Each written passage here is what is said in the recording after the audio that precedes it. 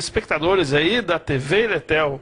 Hoje no programa TV Itajubá News, estamos fazendo uma entrevista especial aqui com o meu amigo Décio Renó. Ele que é um radioamador nato, né? Um radioamador há muito tempo. Então nós estamos aqui na estação dele, né? E ele vai mostrar para nós o que significa o radioamador, como é que funciona, as várias faixas de radioamadorismo que tem, né? Então, vamos conversar um pouquinho com ele. Ô Décio, boa tarde. Como que é essa questão do radioamador? Como é que foi isso na sua vida? Como é que deu início na sua vida? Bem, um radioamador, como se deu início, não sei, porque desde criança gosto de rádio e sempre me empolguei com isso. Comecei com eletrônica, né, mexendo com circuitos desde criança. E quando eu descobri que com a eletrônica podia montar rádios e conversar numa distância grande, fiquei muito entusiasmado e até hoje estou entusiasmado com essa história de montar um circuito e conseguir conversar com a longa distância.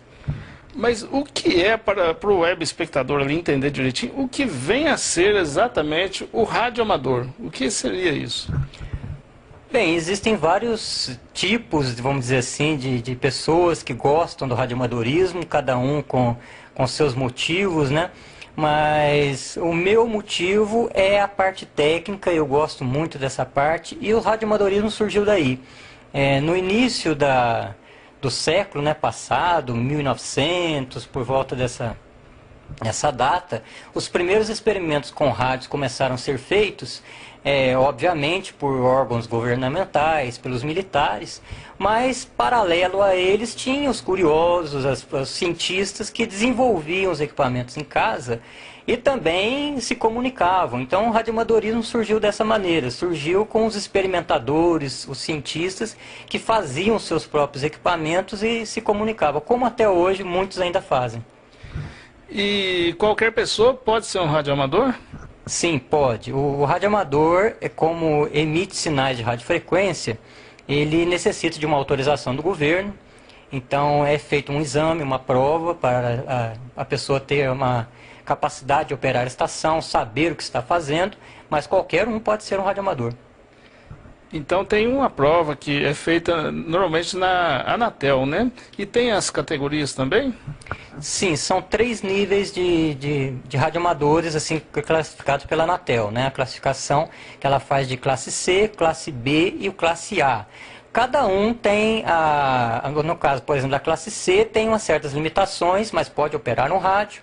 Tem uma limitação de potência, tem umas limitações de banda, que acabam, de certa forma, limitando alguns contatos a distâncias maiores. Existe o radioamador classe B, que já é liberado a algumas outras bandas, e o classe A é aquele que pode operar em todas as faixas de radioamadores, tem um alcance mundial e com certeza tem a responsabilidade, porque um rádio acionado aqui no Brasil, o mundo inteiro pode receber esses sinais e você tem que seguir umas normas que têm que ser conhecidas. Então você está dizendo que para iniciar a pessoa geralmente começa no classe C, faz uma prova, como que é feito isso? Sim, a pessoa que deseja ser radioamador pode entrar em contato com um outro radioamador que já passou por essa etapa, ou entrar em contato com a Anatel, que é a Agência Nacional de Telecomunicações, e pegar as informações. Na parte básica, que é o classe C, ele tem um conhecimento mais... não vou dizer básico, mas considerando as habilidades de um operador em classe A e classe B, ele é mais simplificado. Então, no caso do classe C, ele faz uma prova de ética operacional para saber como se comportar, como operar numa faixa de radioamador, e também, obviamente, uma prova de legislação para conhecer as leis do país e as leis internacionais que funcionam com o sistema de rádio. Aí, após ele ficar um tempo em classe C, aí ele vai para classe B, depois futuramente classe A, se ele quiser, se pretender, é isso? Sim, porém, para mudança de classe é necessário fazer um novo exame. No caso do radioamador classe B e do radioamador classe A, é exigido o conhecimento técnico de eletrônica, eletricidade e telecomunicações, na parte de rádio. Também é feita uma prova de transmissão e recepção de telegrafia. Então, o operador de radioamador necessita ter o conhecimento, transmitir e receber em código Morse. Isso é exigido aqui no Brasil, alguns países não se exige mais, mas é importante porque se você está operando uma estação de rádio amador, existe algum sinal de emergência, algum comunicado que venha em telegrafia, o radioamador tem a obrigação de conseguir pelo menos receber o básico e atender um chamado. Ok. Eu percebo que as conversas, né, são assim, em códigos, né? E o que vocês conversam? E como que é o negócio? Conversa tudo em código ou alguma coisa só? Bem, na verdade no radioamadorismo não é tão assim. O código, existe o código internacional, que é o código Q, que é utilizado aí, as pessoas que já ouviram alguém falar em rádio, vê a polícia falando vários códigos. E, para ser sincero, os outros serviços falam mais códigos do que o radioamador. O radioamador utiliza o código quando, por exemplo, está fazendo um contato internacional em outra língua e necessita especificar algum parâmetro, a língua dificulta, então a gente utiliza o código. Mas normalmente o bate-papo é igual nós estamos conversando aqui, é uma conversa normal. Claro que a estação, de tempos em tempos, dá a sua identificação para a Anatel, para as pessoas que estão ouvindo saberem a identificação da estação, mas um bate-papo igual o nosso aqui. Inclusive um bate-papo desse poderia estar sendo feito pelo radioamadorismo e seria o mesmo nível de conversa, não usaríamos código nenhum aqui. E quando a comunicação fica precária, o código facilita também, né?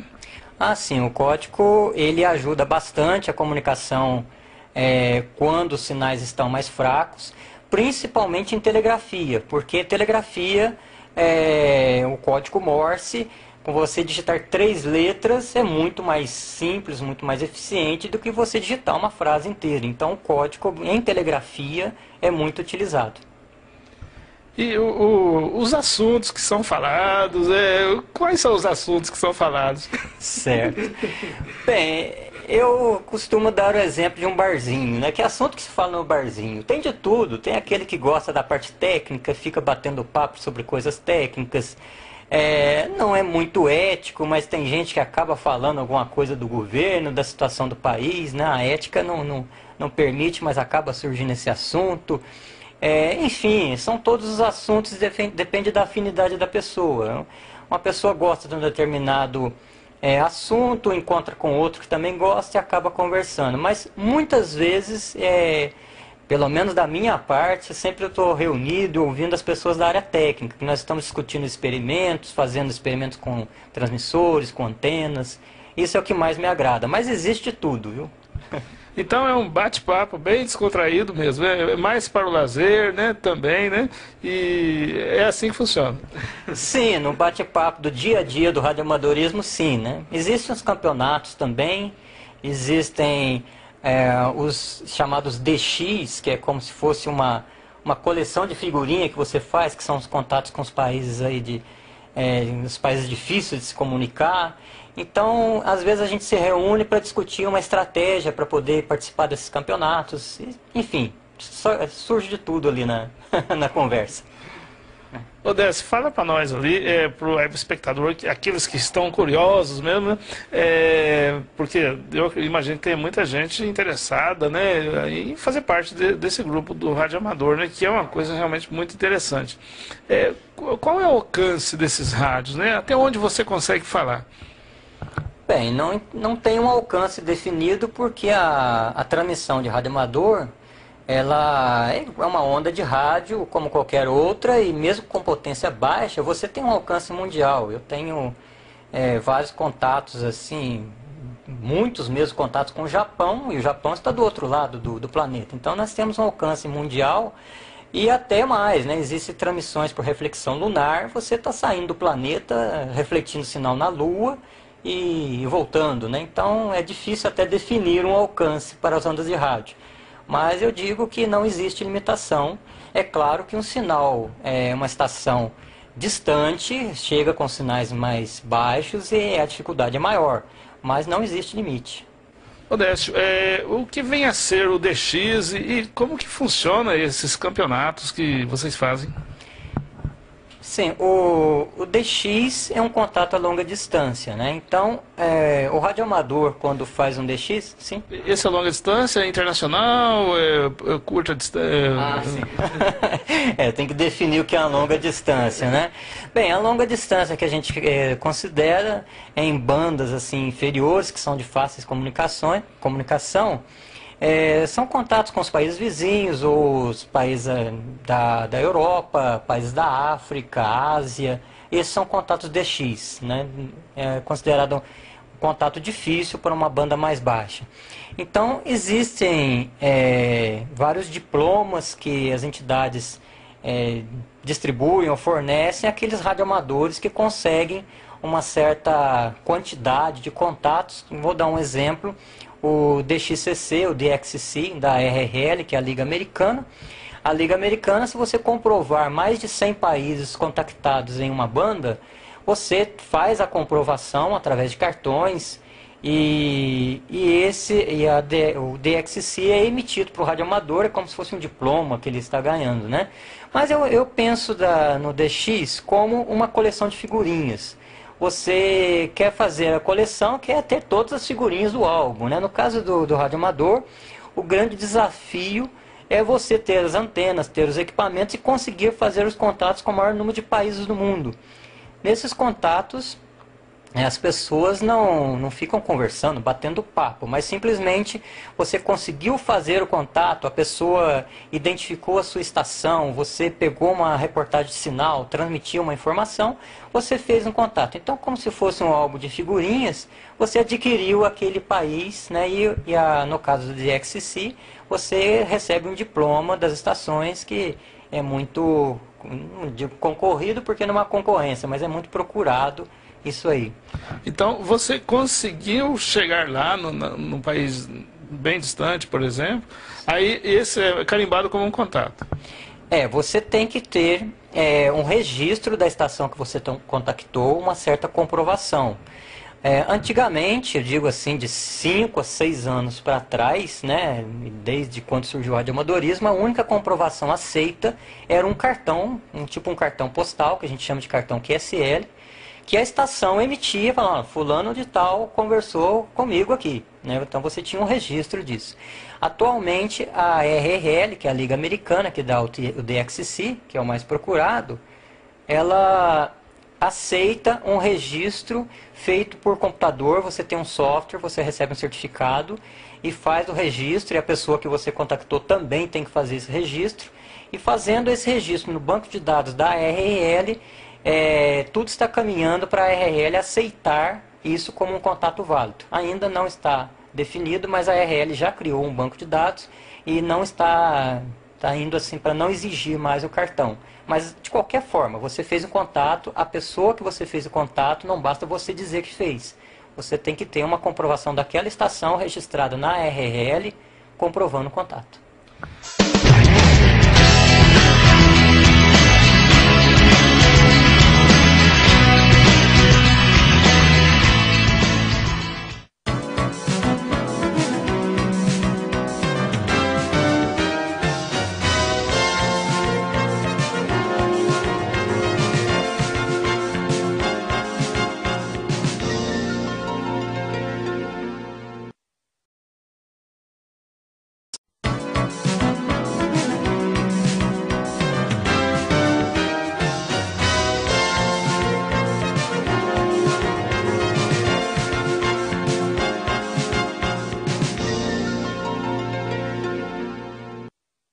Odécio, fala para nós, com o advento da internet, né, e a telefonia celular, como que ficou o radioamadorismo?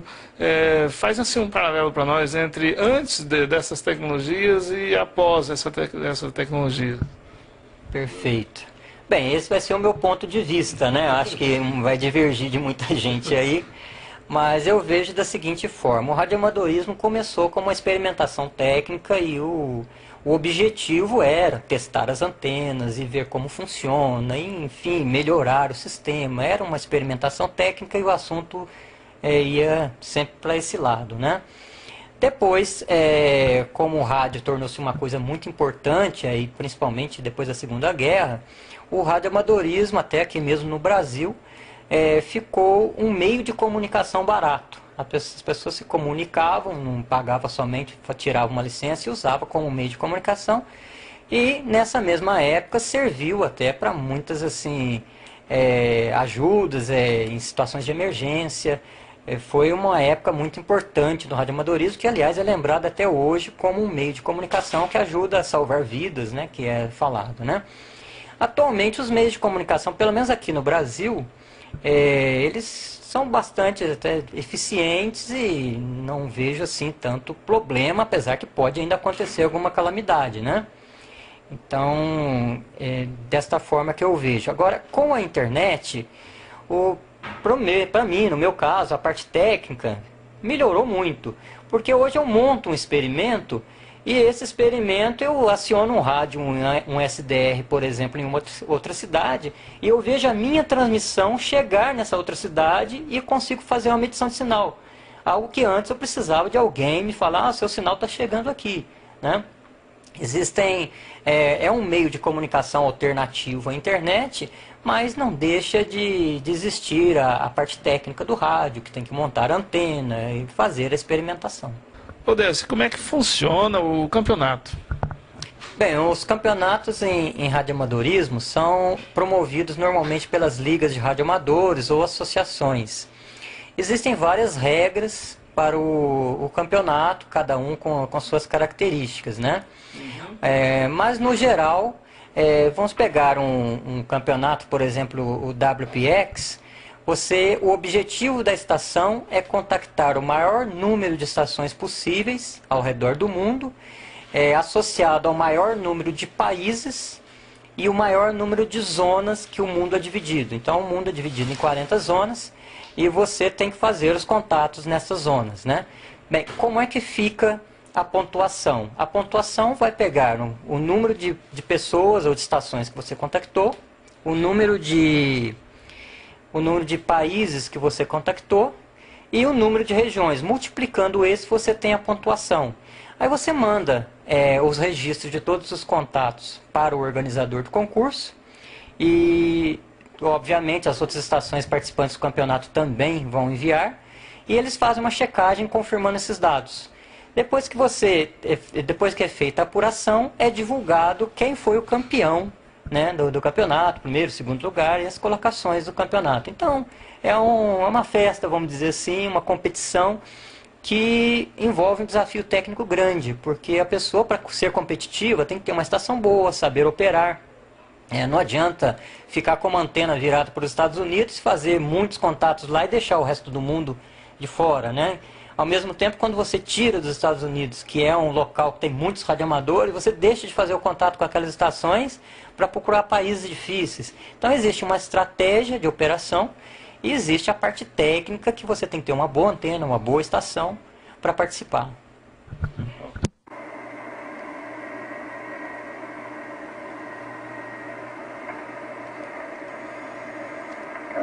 Sudamérica, Sudamérica. Esta es América 3, Dinamarca, América. Rumania, Argentina 3, Dinamarca, Argentina. Sudamérica. Esta es América 3, Dinamarca, América. Sudamérica, seguiamo y paso a la escucha.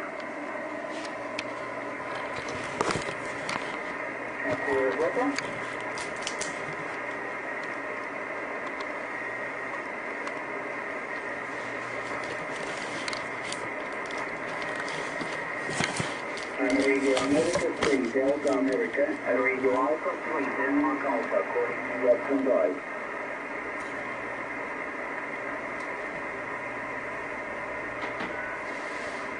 Ela CQ40, Sudamérica, CQ40 metros. Esta es Roma América 3, Dinamarca América, Roma Argentina 3, Argentina. Sudamérica, Sudamérica. Esta es Roma América 3, Dinamarca América. Roma, Argentina 3, Dinamarca, Argentina. Sudamérica, 40 metros. Esta es Roma, América 3, Dinamarca, América. Roma, Argentina 3, Dinamarca, Argentina. Sudamérica, que llama y pasa a la escucha. Papa Yankee 4, Delta Bravo Uniform. Papa Yankee again. Roger, Papa Yankee 4, Papa Yankee 4, Delta Bravo Uniforme 59, muy buen cenar acá en Sudamérica, ¿ok? Papa Yankee 4 again, please, Pure Mexico. Please again your call. Roger, Papa Yankee 4, Papa Yankee 4, Delta Bravo Uniform, do you copy? Papa Yankee 4, Delta Bravo Uniform. PY4, Delta Bravo Uniform. I'm Radio America 3, Delta America. Very good evening. I call the 5 by 7, 57, 4M. And the name is Vasily, Victoria, Sugar, Italy, Lima Yankee. And I'm near Moscow. I'm near Moscow, capital. Target call for me, all right? Roger, Roger. Very, very good copy here. Very strong signal now in South America. And thank you very much for this contact. This is Papa Yankee 4, Delta Bravo Uniform. My name is Decio, like Delta, Echo, Charlie, India, Oscar. Decio is my name. And I'm operating only with 100 watts now. Only 100 watts. Thank you very much, 73, and good DX for you. PY4 DBU. Roger, Roger, also thanks for your people, Moto and 111W and Paulo Mensiagi. Thank you very much, do Sudânia. Obrigado. Roger, congratulations for your good signal here, a good station. Thank you, 73. Thank you, bye-bye. Roma, América 3. Ô Décio, fala pra nós, eu tô vendo aqui na sua estação dezenas de rádio, né? E cada um mais caro que o outro, vamos dizer assim, né? E no passado a gente sabia também que as pessoas montavam rádio, né? E hoje, como é que é feito isso? Ainda as pessoas montam rádio ou tem que comprar pronto? Bem, não é só no passado não, felizmente, né? Muitos radioamadores operam com estações fabricadas, o receptor, o transmissor, a antena totalmente caseiro, feito em casa. Obviamente precisa de um conhecimento técnico razoável, né? Muitos trabalham em oficinas de eletrônica, ou então são engenheiros, são técnicos que já têm um certo conhecimento e montam seus equipamentos.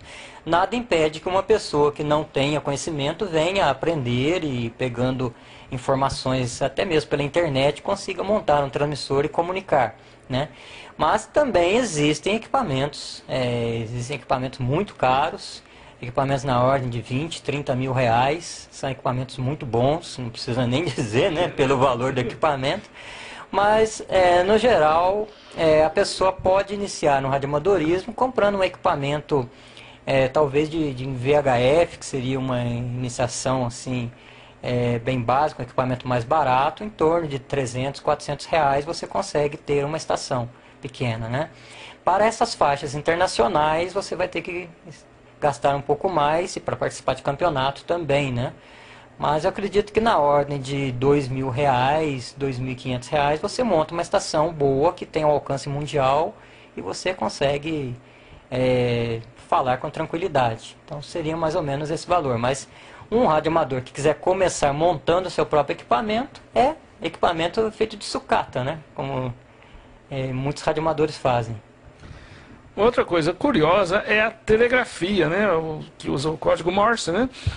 Ainda é usada hoje e por que se é usada, por que ainda se utiliza a telegrafia? Bem, a telegrafia nos meios comerciais, assim, e também no uso militar, ela não está sendo muito utilizada, muito pouco se utiliza. Apesar que a identificação das aeronaves, são muitas estações de rádio em aeronave, o código Morse é utilizado. O piloto de avião que ouve um código Morse sabe qual estação está transmitindo, então ainda é utilizado nesses meios.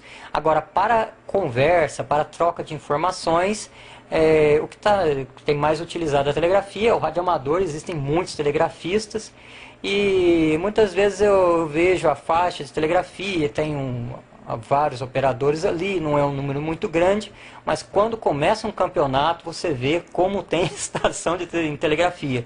Muitos, né, a faixa fica totalmente tomada por radioamadores do mundo inteiro transmitindo telegrafia e você vê que é bastante ativo no meio radioamadorístico. E além do mais, a comunicação por telegrafia ela tem uma penetração maior também, né? Ah, sim. Não, sim, a telegrafia tem essa grande vantagem. Quando a sua voz não chega, nenhum sinal de dados chega E quando a coisa está muito deficiente, vamos, por exemplo, uma estação que é instalada em um local remoto, com pouca bateria, com pouca potência, com uma antena deficiente, a telegrafia é o mais eficiente de todos. A telegrafia consegue chegar em locais que a fonia, que a voz não chega, com certeza. E além do mais, você também pode fazer a telegrafia com fumaça, né? Com luzes e outras coisas. Até eu me lembro estou me recordando de um filme, né? Acho que estava sendo sequestrado um avião, né? E eles iam explodir o avião, coisa assim, tinha dúvida quanto a isso, e não tinha, a comunicação não funcionava. Aí me parece que o piloto fez um sinal de luz lá e os outros pilotos do avião de caça que estavam perseguindo aquele avião, ele percebeu via código Morse, via telegrafia. Tá aí a grande importância do negócio, né? Sim, eu nunca fiz isso aí, né? Como radioamador, nunca transmiti em luz.